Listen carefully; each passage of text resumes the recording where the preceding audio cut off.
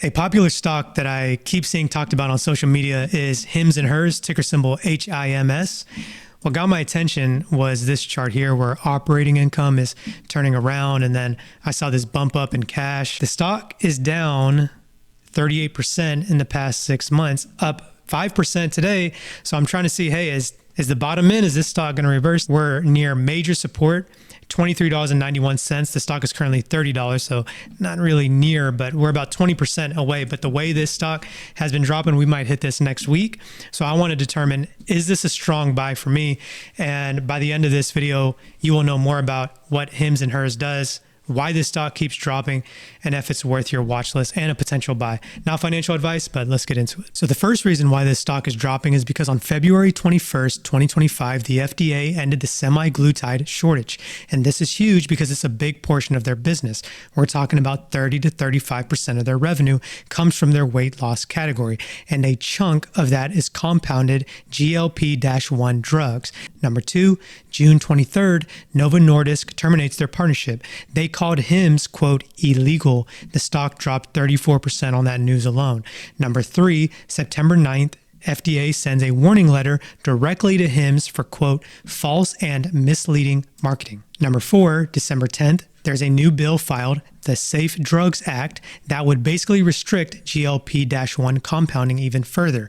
And the most recent catalyst, January 9th, 2026, Amazon launches Wegovy oral pill, $25 a month with insurance, $149 cash. That's a huge competition coming in. So you saw Hims on the monthly chart, but if we look at the weekly, you can see we're trying to find support here at this $30 range, but I don't love this area as much as this $23 range. Again, this is just strictly from a technical analysis basis. I'm just looking for a potential good entry if this stock was to be a good play here. And I also wanted to see if insiders were loading up at all, and it doesn't look like there's anything significant, a lot of sales and no buys. And this doesn't necessarily mean the stock's not a buy, but since it's down so much, it just helps for, let's say, retail investors to have more conviction when they see insiders loading up.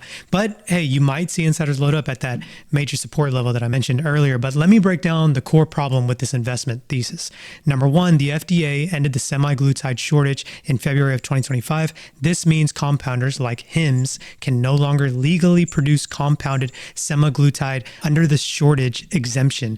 Number two, the enforcement discretion periods have already ended. April 22nd for 503A pharmacies, May 22nd for 503B facilities.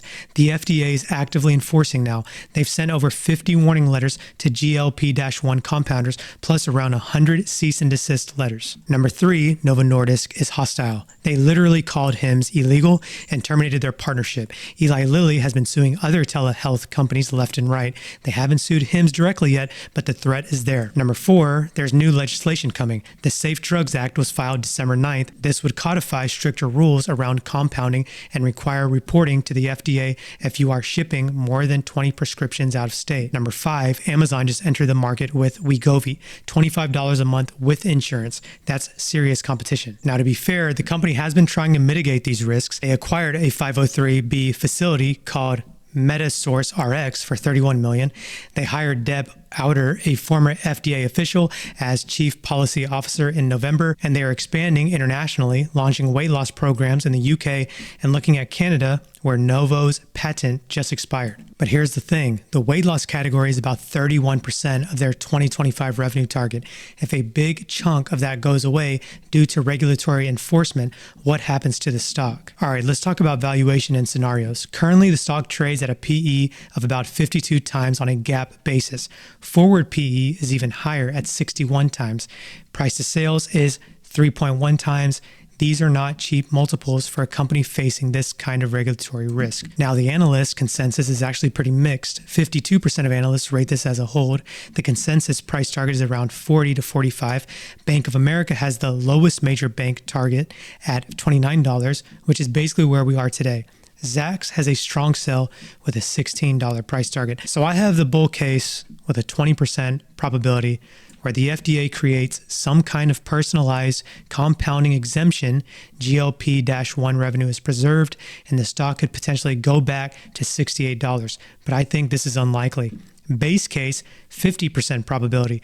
GLP-1 revenue declines 50% over the next 12 months. The company pivots to other categories with partial success. In this scenario, I see the stock at around $23. That's a 22% downside from here. Bear case, 30% probability. Full FDA enforcement eliminates compounded GLP-1.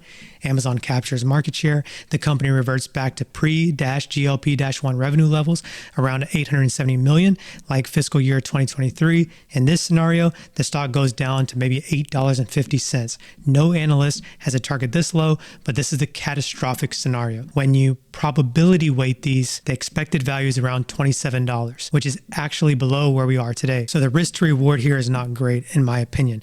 Now, here's another warning sign, but it could be a positive thing, depending on how you would like to play these. Short interest on this stock is 28 to 41% of the float. That's 4 times the industry average. Days to cover is around 2 to 6 days, depending on how you calculate it. This stock just got added to the 10 most shorted stocks list.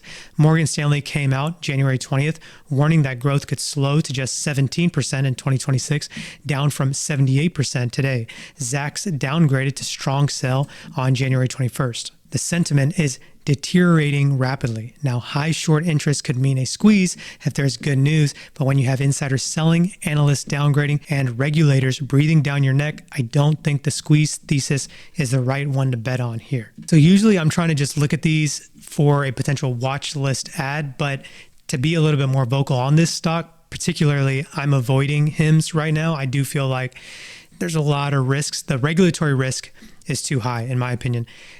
There's no insider buying. Again, this is at this price, at this time of this recording. HIMS could go a lot lower, and then it's potentially a buy. Short interest is through the roof. We know how these stocks can squeeze like crazy whenever there's good news. So we could see a 2x, 3x from here, again, depending on the news, the market. So I'm not trying to incite any fear into the ones who are currently holding or thinking about buying. I could be dead wrong. Again, this is not financial advice, but there's just so many better stocks, in my opinion, to look out for with even more of an explosive upside to gain. For me to want to buy this stock, I would want to wait for either regulatory clarity, like an FDA decision that removes the uncertainty, or if you want to wait for insiders buying, like the CEO buying, and that helps with your conviction, that might change the calculus. But at this price, it doesn't make sense. I think it's better to wait for a better price. If this thing drops to 18 to 22, the risk reward gets a lot better. If it goes below 15, we might be talking about an asymmetric opportunity. So to be clear, what would change my view to bullish would be FDA regulatory clarity in favor of compounding, maybe some more insider purchasing, or a stock price below $15 where the downside is more limited. Now, what would make it even more bearish? FDA enforcement action directly against HIMS, or Amazon crushing them in market share. So real quick, catalyst to watch. Number 1, Q4 2025 earnings expected late February to early March 2026. I bet there's going to be a lot of people buying puts right before that's announced. This is critical because it's the first full quarter after the FDA enforcement began. Number 2, 13F filings on February 17th. We'll see if institutions are selling. Number 3, the Safe Drugs Act.